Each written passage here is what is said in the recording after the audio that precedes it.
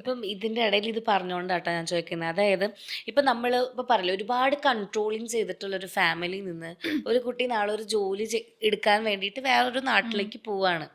ഒരുപാട് പേരെ ഞാൻ കണ്ടിട്ടുണ്ട്, അവർ എന്ത് ചെയ്യണം എന്നറിയാതെ ഒരുപാട് കാര്യങ്ങൾ ചെന്ന് പെട്ടു പോകുന്നത്.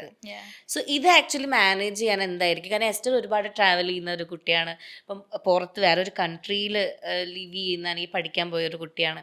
സോ ഇത്രയും ഒരു സിറ്റുവേഷനിൽ നമ്മൾ പുറമേ നിന്ന് നമ്മൾ ഇത്രയും കാലം നമ്മൾ ഹൗസിൻ്റെ ഉള്ളിൽ വീടിൻ്റെ ഉള്ളിൽ ജീവിച്ച് മേ ബി ഭയങ്കര ഒരു കൺട്രോളിങ് അറ്റ്മോസ്ഫിയറിൽ വളർന്നൊരു കുട്ടി നാളെ പുറം ലോകത്തേക്ക് സഡൻ ആയിട്ടൊരു എക്സ്പോഷർ കിട്ടുമ്പം എന്തൊക്കെ ചാലഞ്ചസ് ഫേസ് ചെയ്യാൻ ആക്ച്വലി പ്രിപ്പയർ ആയിരിക്കണം?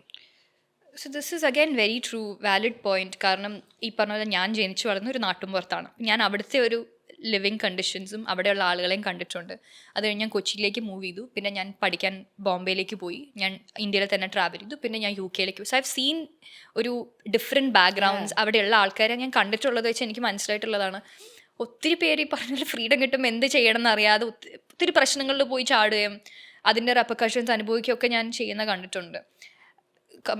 പേരൻസിനെ കംപ്ലീറ്റ്ലി ബ്ലെയിം ചെയ്യാൻ പറ്റില്ല. പക്ഷെ അഗൈൻ ഐ തിങ്ക് അവർ ഒരു വലിയൊരു പാർട്ടാണ് ഈ പറഞ്ഞ പോലെ ഒരു രീതിയിലും കുട്ടികളെ ഒന്നിലേക്കും എക്സ്പോസ് ചെയ്യാതെ ഇങ്ങനെ വളർത്തിയിട്ട്. അഗൈൻ വേർഡ് ഓഫ് അഡ്വൈസ് ഒന്നുമില്ല, പക്ഷേ എനിക്ക് എൻ്റെ ലൈഫിൽ നിന്ന് മനസ്സിലായത്, ഞാൻ ഓരോ ഫേസ് ഓഫ് ലൈഫ് കഴിയുമ്പോഴും എൻ്റെ ലിമിറ്റ്സ് ഇച്ചിരി ആയിട്ട് ഞാൻ തന്നെ പുഷ് ചെയ്ത് നോക്കും. അപ്പം അതിലെന്താണോ കംഫർട്ടബിൾ അത് വെച്ചാണ് അനലൈസ് ചെയ്യുന്നത്. ഓക്കെ, എനിക്ക് ഇതുവരെ പോവാം. അല്ലെങ്കിൽ ഇപ്പം ഞാൻ പറഞ്ഞു ഡ്രിങ്കിങ്ങിൻ്റെ കാര്യം, ഐ ഡിഡ് ട്രൈ ഡ്രിങ്കിങ്. അപ്പോൾ എനിക്ക് മനസ്സിലായി ഇത് എന്നെക്കൊണ്ട് എനിക്ക് അങ്ങനെ ഒരു സെറ്റിങ്ങിൽ ഡ്രിങ്ക് ചെയ്ത് നന്നായിട്ട് നടക്കാൻ പറ്റില്ല എന്ന് എനിക്ക് തോന്നിയപ്പോൾ ഞാൻ വേണ്ടാന്ന് എടുത്തൊരു ചോയ്സാണ്. അപ്പം അഗൈൻ നമുക്കത് ചോയ്സ് ചെയ്യാനുള്ള ഒരു സ്പേസ് ഉണ്ടായിരുന്നു.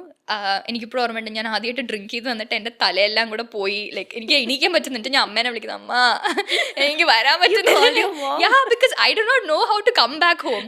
എന്നിട്ട് എനിക്കിപ്പോൾ ഓർമ്മയുണ്ട്, ഞാൻ വീട്ടിൽ വന്നിട്ട് കിടക്കുക. ഒരു ദിവസം ഫുൾ ഡേ ഞാൻ കിടന്നു, കാരണം എന്തൊക്കെയോ മിക്സ് ചെയ്തൊക്കെ കഴിച്ചിട്ട്. അഗൈൻ സേഫ് സ്പേസിലായിരുന്നു ഞാൻ ഡ്രിങ്ക് ചെയ്ത്. എന്നിട്ട് അമ്മ പറയുന്ന ഓർമ്മയുണ്ട്, അപ്പനും അമ്മയും മൂക്കറ്റം കുടിക്കും, മോള് തേക്കൂടെ ഒരു കുറച്ച് കുടിച്ചിട്ട് നേരെ നിൽക്കാൻ പറ്റുന്നില്ല എന്നിട്ട് കളിയാക്കുന്ന എനിക്ക് ഓർമ്മയുണ്ട്. അപ്പം അങ്ങനെ ആ ഒരു ട്രയൽ ആൻഡ് എററിനുള്ള സ്പേസ് നമുക്കുള്ളതുകൊണ്ട് അപ്പം എനിക്ക് എപ്പോഴും ഫീൽ ചെയ്യും, നമ്മുടെ പേരൻസ് അത്യാവശ്യം കംഫർട്ടബിൾ ആയിട്ടാണ് നമ്മളെ വളർത്തുന്നതെങ്കിൽ ഒരു ഫ്രീഡം കിട്ടുമ്പോൾ പെട്ടെന്ന് ചെയ്ത് തെറ്റുണ്ടാക്കുന്ന കാര്യങ്ങൾ കുറേയൊക്കെ മിനിമൈസ് ചെയ്യാൻ തോന്നുന്നു. ഞാൻ എപ്പോഴും വിചാരിക്കും, എന്ത് എംബാരസിങ് കാര്യമാണെങ്കിലും I can really call up my mom and dad. ഞാൻ നല്ല ടേംസിലല്ലെങ്കിലും, ഞാൻ എപ്പോഴും അവരുടെ അടുത്ത് നല്ല ടേംസിലല്ല, പക്ഷേ നല്ല ടേംസിലല്ലെങ്കിലും എനിക്ക് വിളിച്ച് പറയാം, ഞാൻ ഇങ്ങനെ ഒരു കാര്യം ചെയ്തു, it was A terrible mistake, I need your help എന്ന് പറഞ്ഞാൽ അവരപ്പം തന്നെ കൂടെ നിൽക്കും. എല്ലാം വിട്ടിട്ട് എന്ത് എതിർപ്പുണ്ടെങ്കിലും അവർ അങ്ങനെ തന്നെ നിൽക്കും.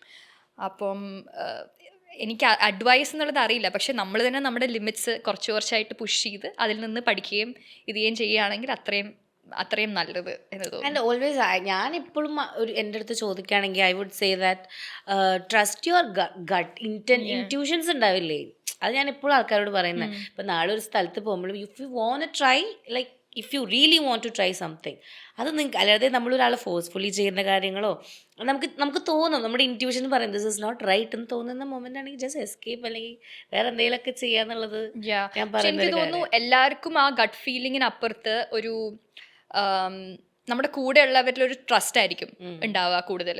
അത് ഗട്ട് ഫീലിംഗ് എന്നുള്ളതിനേക്കാൾ ഉപരി നമ്മൾ ഈ ഗ്യാങ്ങിലാണ്, ഇവരെ വിശ്വസിക്കാം അല്ലെങ്കിൽ അത് ചെയ്യാം. അങ്ങനെ ജഡ്ജ്മെന്റ്സ് ഒത്തിരി റോങ് ആയി പോയ ഫ്രണ്ട്സിന്റെ കഥകളും ഞാൻ കേട്ടിട്ടുണ്ട്. അവർ നിൽക്കുന്ന പിയർ ഗ്രൂപ്പിനെ അവർ ഭയങ്കരമായിട്ട് അങ്ങ് റിലൈ ചെയ്യും, അല്ലെങ്കിൽ ഇവരുടെ കൂടെ അല്ലേ കുഴപ്പമില്ല. പക്ഷെ ആ പിയർ ഗ്രൂപ്പ് തന്നെ ഒരു അത്ര കറക്റ്റ് ഡിസിഷൻ എടുക്കാൻ പറ്റുന്ന ഒരു പിയർ ഗ്രൂപ്പ് ആയിരിക്കില്ല. അപ്പം അങ്ങനെയും സംഭവിക്കാം. The thing is, though I have a lot of friends, ultimately it's my decision. ഞാൻ എന്ത് ചെയ്താലും എനിക്കിപ്പോൾ അത്ര കംഫർട്ടബിൾ ആൾക്കാരാണെങ്കിലും ഞാൻ പറയാം ഇതെനിക്ക് ശരിയാവത്തില്ല, ഞാൻ പോവാന്ന് പറഞ്ഞാൽ എനിക്ക് പോകാനുള്ള ഇതുണ്ട്. പക്ഷെ പലരും ആ ഒരു ഫ്രണ്ട്സ് ഗ്രൂപ്പിൽ ഇങ്ങനെ ഡിപ്പെൻഡൻ്റ് ആയിട്ട് നിൽക്കുമ്പം അവർ പോലും ചെയ്യാത്ത തെറ്റിന് അവർ പെട്ടുപോകുന്ന സിറ്റുവേഷൻസ് ഞാൻ ഒത്തിരി കണ്ടിട്ടുണ്ട്. So that is also possible. എല്ലാവർക്കും അങ്ങനെ ഒരു ഗട്ട് ഫീലിംഗ് റീസൺ ചെയ്യാനോ ഒരു ഡിസിഷൻ എടുക്കാനോ പറ്റാറും ഇല്ലാന്ന് തോന്നുന്നു.